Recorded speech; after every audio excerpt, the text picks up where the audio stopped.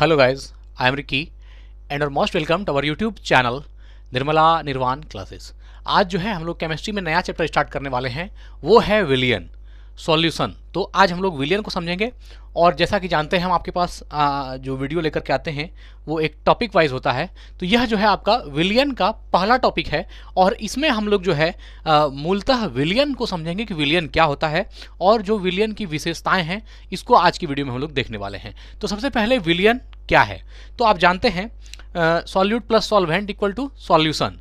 मतलब कि जो आप एक परिभाषा के तौर पर अगर देखेंगे तो विलियन देख लीजिए, दो या दो से अधिक पदार्थों का, विलियन दो या दो से अधिक पदार्थों का एक समांग मिश्रण, एक समांग मिश्रण है। अब हम लोग समझेंगे समांग मिश्रण क्या है ना। पहले इसको पढ़ लेते हैं। विलियन दो या दो से अधिक पदार्थों का एक समांग मिश्रण है जिसमें किसी निश्चित ताप पर, एक टेम्परेचर की भी बात हो रही है कि निश्चित ताप पर विलेय और विलेय और विलायक की आपेक्षिक मात्राएं एक निश्चित सीमा तक निरंतर परिवर्तित हो सकती है। यह जो है आपका विलियन का परिभाषा है। मूल रूप से हम लोग जो जानते हैं कि विलेय विलेय प्लस विलायक, विलेय प्लस विलायक बराबर क्या होता है, विलियन, है ना, विलियन। अब जैसे मान लीजिए विलेय में है आपका चीनी, यहां पर हम रखते हैं चीनी को, और विलायक में है आपका पानी, और यह जो चीनी और पानी का मिश्रण जो दोनों मिल करके बना वह आपका शरबत हो गया, है ना, वह हो गया शरबत। तो यह हो गया आपका विलियन। तो विलेय प्लस विलायक बराबर विलियन, और जैसे चीनी प्लस पानी मिला दिया तो यह शरबत हो गया। मूल रूप से यह आपका जो मेन ढांचा है कि विलियन किसे बोलते हैं या सॉल्यूशन किसको कहते हैं। तो विलेय और विलायक को जब आपस में मिला दिया जाता है या विलेय और विलायक के मिलियन को हम लोग क्या बोलते हैं, विलेय और विलायक के मिश्रण को हम लोग विलियन कहते हैं। अब देखिए, विलियन दो या दो से अधिक पदार्थों का एक समांग मिश्रण होता है। अब यहां पर एक बात है कि समांग मिश्रण क्या होता है ना, समांग मिश्रण या समांग मिश्रण किसे कहते हैं या समांग मिश्रण क्या होता है। तो देखिए, समांग मिश्रण जो है वह मिश्रण जिसका संगठन, है ना, वह मिश्रण जिसका संगठन सभी जगह समान हो, वह मिश्रण जिसका संगठन सभी जगह समान होगा। क्या मतलब हुआ, जैसे मान लीजिए ये कोई पात्र है, इसमें चीनी और पानी का जो है विलियन है, ठीक है ना, इसमें चीनी और पानी का विलियन है कोई, इसमें घुला हुआ ये जो है शरबत है। तो अगर यदि आप इस शरबत के घोल को देखेंगे तो इसमें जो डाली गई चीनी की मात्रा है ना, जो डाली गई इस पानी में, इसमें मान लीजिए कि हम पानी डाले हुए हैं, तो पानी और चीनी की मात्रा जो घुलने का एक अनुपात है, अगर इस पात्र से हम कहीं से भी इसके घोल को उठाएंगे तो वह क्या होगा, इसके सभी जगह से उठाए गए पानी में चीनी जो एक विलेय का काम कर रहा है और पानी विलायक का काम कर रहा है। तो विलेय और विलायक का जो मात्रा होगा इसके घुलने का, वो हम किसी भी जगह से इस पात्र से उठाएंगे तो वो क्या होगा, बराबर होगा, और वह कहलाता है समांग मिश्रण। अब इसी समांग मिश्रण से एक बात और उठती है, वो है विषमांग मिश्रण। समांग मिश्रण और विषमांग मिश्रण। विषमांग मिश्रण में क्या होगा, चीनी और पानी को जैसे ही इसके घोल को हम बनाएंगे, है ना, चीनी का और पानी का जो घोल बनेगा, इसमें अगर मान लीजिए हम यहाँ से चीनी पानी का एक शरबत को उठाएं, एक बूंद शरबत को या थोड़ा सा पानी की मात्रा उठाएंगे, तो यहाँ पर चीनी की मात्रा जो इसमें घुली, इस विलायक पानी रूपी विलायक में जो विलेय रूपी चीनी घुला हुआ है उसकी मात्रा कुछ और होगी, और अगर हम यहाँ से उठाएंगे तो यहाँ से मात्रा कुछ और होगी। मतलब कि कहीं ज़्यादा गाढ़, कहीं ज़्यादा सांद्र हो गया, कहीं जो है आपका थोड़ा सांद्र नहीं हुआ, मतलब कि विलियन जो है पतला हो गया, तरल हो गया। तो यह अलग अलग जो होता है वह आपका विषमांग मिश्रण है। और अगर किसी भी ऐसा पात्र में जिसमें कि चीनी और पानी का मिश्रण पूरी तरह से पूरी की पूरी मिश्रण में जो चीनी और पानी का संगठन है वह सब जगह अगर समान है, हाँ, समान मात्रा में, समान अनुपात में है, तो वह आपका समांगी मिश्रण कहलाता है ना। तो वह मिश्रण जिसका संगठन सभी जगह समान हो, या कह सकते हैं जिसके अवयव को अलग अलग नहीं दिखा सकते हैं, है ना, जिसके अवयवों को अलग नहीं कर सकते, या जिसमें कि अवयव जो है सभी जगह समान रूप से जुड़े हुए हैं, वह आपका समांग मिश्रण है। और इसमें अवयव जो है समान रूप से नहीं है ना, या अवयव अलग अलग दिखाई दे तो वह आपका विषमांग मिश्रण है। अगर अवयव सभी जगह समान दिखाई दे तो वह आपका समांग मिश्रण है। और अगर किसी विलयन मिला हुआ अवयव वह अलग अलग मात्रा में, या कह सकते हैं अलग अलग दिखाई दे, तो वह आपका विषमांग मिश्रण है। तो यहां से आप समांग मिश्रण और विषमांग मिश्रण को समझे।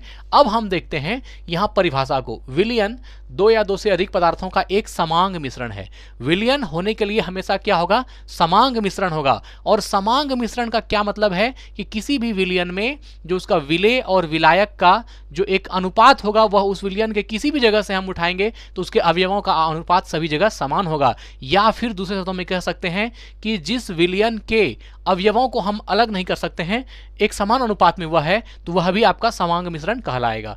तो विलयन दो या दो से अधिक पदार्थों का एक समांग मिश्रण है जिसमें किसी निश्चित ताप पर विलेय और विलायक की आपेक्षिक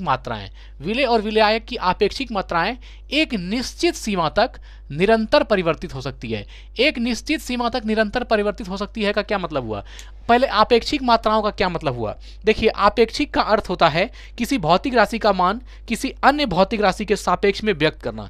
किसी भौतिक राशि का मान किसी अन्य भौतिक राशि के सापेक्ष में व्यक्त करना, वो आपेक्षिक कहलाता है ना? क्या कहलाता है? आपेक्षिक। तो यहां जो आपका वर्ड इस्तेमाल किया गया है आपेक्षिक मात्राएं, तो आपेक्षिक मात्राएं का क्या मतलब हुआ कि जो विलेय और विलायक की जो मात्रा होगा वह आप कह सकते हैं कि एक तरह से एक दूसरे पर डिपेंडेंट, मतलब कि या एक दूसरे के सापेक्ष में जो मात्राएं होगी विलेय की और विलायक की, तो उसको हम लोग बोलते हैं आपेक्षिक मात्राएं, है ना? या किसी भौतिक राशि का मान किसी अन्य भौतिक राशि के सापेक्ष व्यक्त करना जो है आपेक्षिक मात्रा कहलाती है। तो विलयन दो या दो से अधिक पदार्थों का एक समांग मिश्रण है जिसमें किसी निश्चित ताप पर विलेय और विलायक की आपेक्षिक मात्राएं एक निश्चित सीमा तक निरंतर परिवर्तित हो सकती है। मतलब कि एक लिमिटेशन होगा जहां तक कि वह निरंतर परिवर्तित हो सकती है, और उस सीमा के बाद भी अगर आप उसमें मिलाते जाते हैं तो वह मिश्रण आपका विषमांग हो जाएगा। लेकिन विलयन होने के लिए क्या होना चाहिए? वह मिश्रण समांग होना चाहिए, तब वह विलयन कहलाएगा। इसलिए साफ शब्दों में कहा कि विलयन दो या दो से अधिक पदार्थों का एक समांग मिश्रण है। समांग मिश्रण है का मतलब यह हुआ कि वह मिश्रण जिसका संगठन सभी जगह क्या है? समान है, या कह सकते हैं कि जैसे जिसके अवयव अलग अलग दिखाई ना दे वह भी आपका समांग मिश्रण है। जैसे आप मान लीजिए नमक और पानी का घोल है, तो नमक और पानी का घोल क्या है? एक समांग मिश्रण है ना? तो चलिए, विलयन दो या दो से अधिक पदार्थों का एक समांग मिश्रण है जिसमें किसी निश्चित ताप पर विलेय और विलायक की आपेक्षिक मात्राएं एक निश्चित सीमा तक निरंतर परिवर्तित हो सकती है। एक निश्चित सीमा तक परिवर्तित हो सकती है, बहुत ज्यादा मिला दें तो वह परिवर्तित नहीं होगी। चलिए, अब है जैसे नमक का जल में विलयन। नमक का जो जल में विलयन है वह आपका किसका उदाहरण है? तो वह विलयन का उदाहरण है या समांग मिश्रण है।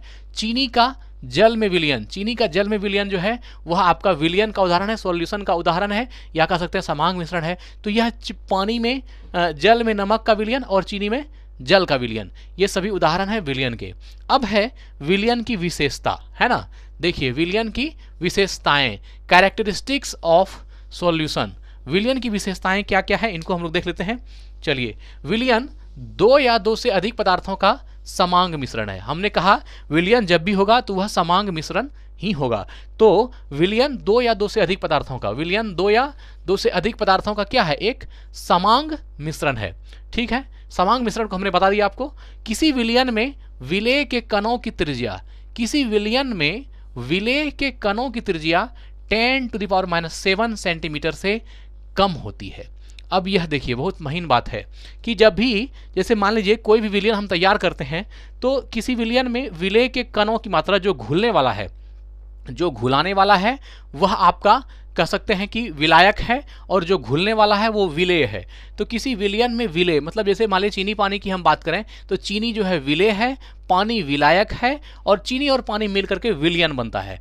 तो किसी विलयन में विलेय के कणों की त्रिज्या 10⁻⁷, ये 10⁻⁷ है, याद रखिएगा, 10⁻⁷ सेंटीमीटर से कम होती है। अतः इन कणों को सूक्ष्मदर्शी द्वारा भी नहीं देखा जा सकता है। मतलब कि सूक्ष्मदर्शी के सीमा से भी वो ज्यादा महीन है। अगर चीनी और पानी का ही घोल हो जाए तो उसमें चीनी जब पानी में घुल जाएगी तो उसके अंदर चीनी के जो अवयवों की त्रिज्या होगी वह 10⁻⁷ सेंटीमीटर होगी। ये बहुत ही कम है, और यह इतना कम है कि सूक्ष्मदर्शी भी इसको नहीं दिखा सकता, या सूक्ष्मदर्शी भी इसको दिखाने में सक्षम नहीं है। तो किसी विलयन में विलेय के कणों की त्रिज्या 10⁻⁷ सेंटीमीटर से कम होती है, अतः इन कणों को सूक्ष्मदर्शी द्वारा भी नहीं देखा जा सकता।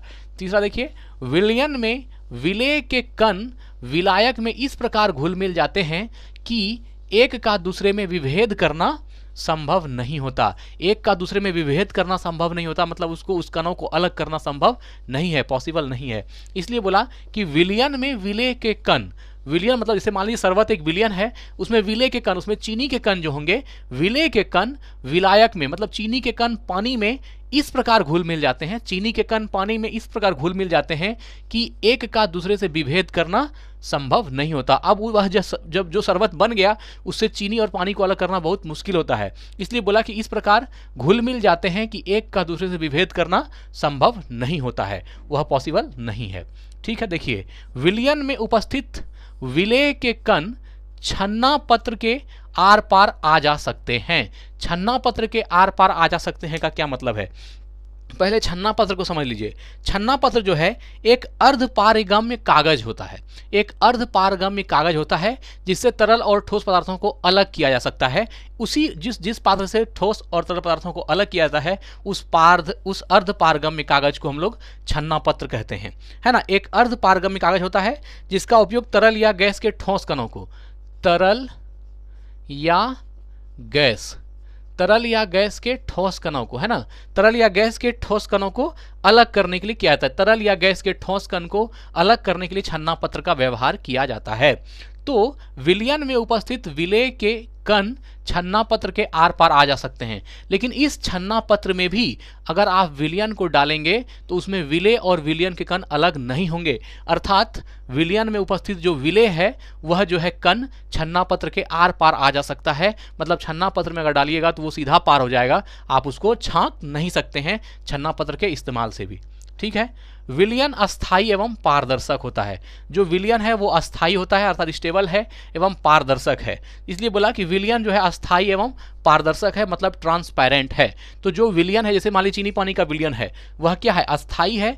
अस्थाई है का क्या मतलब है? जैसे अगर हम शरबत बना के छोड़ दें तो वह तुरंत परिवर्तित नहीं होगा, वह अस्थाई रहेगा। अगर वह उसमें घुल चुका है तो वह उसमें घुला हुआ ही रहेगा, तो वह अस्थाई है एवं पारदर्शक है, अर्थात कि वह ट्रांसपेरेंट है।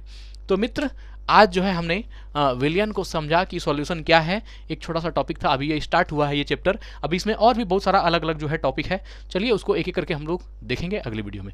यही वीडियो को एंड करते हैं। धन्यवाद, स्वस्थ रहें, अपना ख्याल रखें। जय हिंद, जय भारत।